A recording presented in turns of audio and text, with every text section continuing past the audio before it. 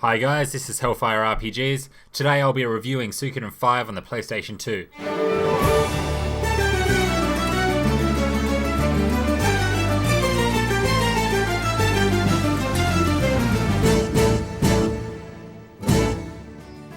It's been close to 10 years since the latest core title of the Suikoden series was released. In some ways, it seems like a lifetime ago, but in other ways I can remember it like it was yesterday. While many regard Suikoden V as one of the best in the series, its sales were only around half that of previous games, which is probably a result of Suikoden IV, which disappointed a lot of fans around the globe.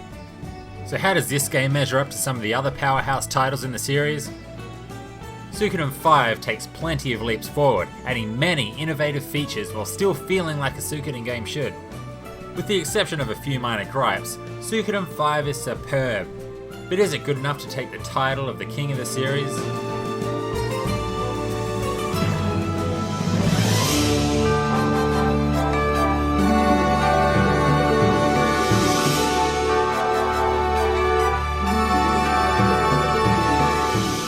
Suikoden V is set in the Queendom of Felina, 8 years prior to the original Suikoden game. This queendom is ruled by Queen Arstadt, who is doing everything in her power to keep the peace in her country. Recent events has forced her to harness the power of the Sun Rune at the expense of her sanity. Worthless subjects who dare defy me! Face the divine vengeance of the sun! Tension is high, and it's fairly clear that the other players in this Game of Thrones want to create a different Felina. It doesn't take long before the Godwin family and the Burrows family make their move for power. Oh yes indeed. I, Solemn Burrows, am a very lucky man today, if I do say so myself. This tension soon escalates, and eventually sees the Prince of Felina, who's the main protagonist, outcast from the capital and on the run. From here, it's all guns blazing, as the prince starts his fight for a better Felina. The first 10 hours of this game is exceptionally slow.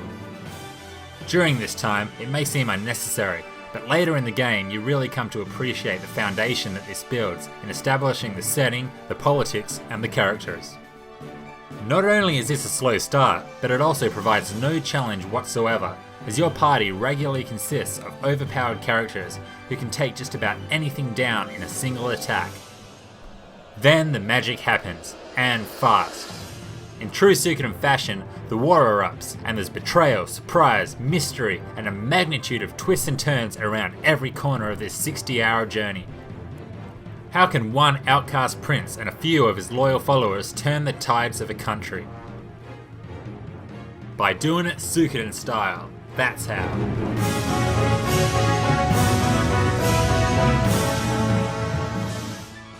If you're out of the loop, Suikoden games feature 108 characters scattered around the land for you to recruit into your army. With so many, it's only natural that there's a mix of minor and major characters.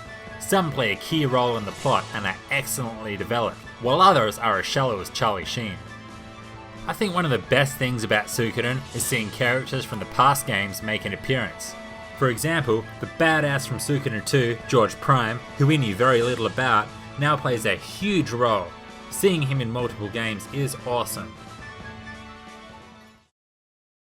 There are so many things that make the Suikoden series so amazing and unique. One of which is the fact that you always start off as the underdogs and slowly build your small army into a formidable force. This progression is highlighted by the acquisition of your own army headquarters, which grows as you recruit more characters. At the start, your castle is pretty small, with only a few stories and many empty rooms. As you progress through the story and recruit more allies, the castle will grow and these rooms will fill up. Every character that you recruit adds something to your army, whether it be in battle, in war scenarios, or even by adding features to your castle, such as a restaurant or a minigame. Having characters join you is incredibly fulfilling, and will no doubt have you racing back to the castle to discover what they bring to the table. Suikoden's 3 core battle systems are back, and they are as good as ever. The regular battle system sees significant enhancements, and I think I speak for everyone when I welcome back formations and 6 party members, which was for some insane reason taken away in Suikoden 4. The battles are a lot of fun, and thank God for that, because at times the encounter rate is enough to make you want to tear your hair out. Fans of the early Suikoden games will feel right at home, as the core elements remain, such as the fast auto attacks, unite attacks, and rune magic. Suikoden V then takes this a step further. Perhaps the greatest enhancement is the actual structure of the formations. These can now be altered, providing extra strategic advantage if used correctly.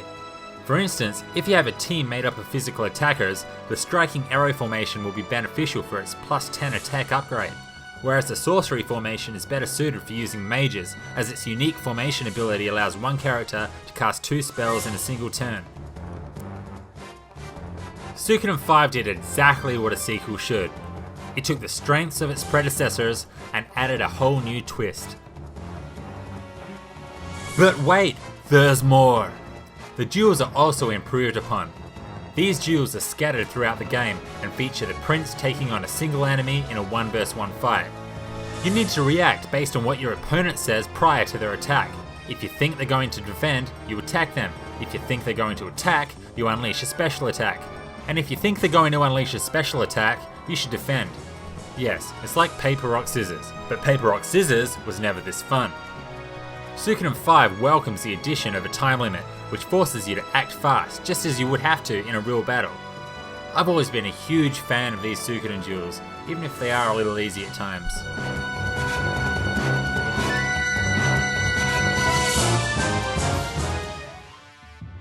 Suikoden's third battle system is the large-scale war scenarios. Suikoden is war, and these scenarios make it feel just like that.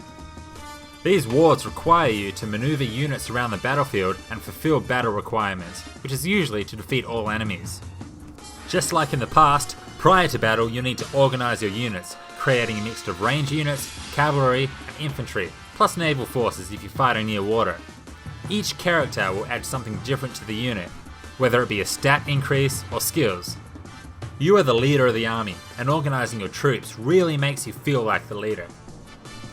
The key addition to this war system is that it's in real time.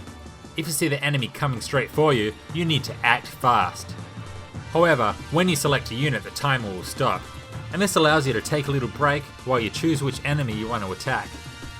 This real-time addition is a great idea, and the war scenarios remain a treat. I will, however, admit that I was left wanting a full real-time system with no chance of stopping time. Maybe in Suikoden 6. In general, Suikoden V is pretty well presented for a PlayStation 2 game. The voice acting and cutscenes all drive the story very well, and the soundtrack is full of memorable and atmospheric pieces. The only problem I found with the presentation is in the town designs. Many of these cities are lacking in detail, as if very little thought or effort were put into their construction.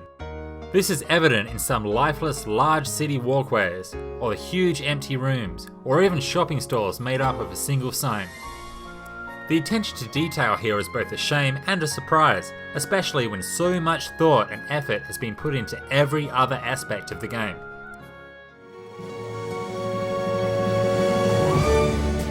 Suikoden V takes everything that fans love about the series and represents it with loads of fresh twists. While the story is slow to start, it soon accelerates to full speed and doesn't stop until the very end. The characters are brilliant, the gameplay is addictive, and the journey of building an army from nothing and taking back what is rightfully yours is an experience that I can't explain. It is the Suikoden experience. Most fans consider Suikoden 2 as the best in the series, and I would agree, but this game isn't too far behind. Suikoden V is an excellent game and is a must-play for any RPG fan. The more I played through this game, the more I began to worry that this may be the final core Suikoden game ever made. If this series is ever going to be revived, it will be through the actions of the United Suikoden fanbase, the Suikoden Revival Movement. Their actions led to a PSN release of Suikoden 1 and 2, and if you want this series to have a future, join their Facebook group and help make Suikoden 6 a reality. This is Hellfire RPGs, thanks for watching.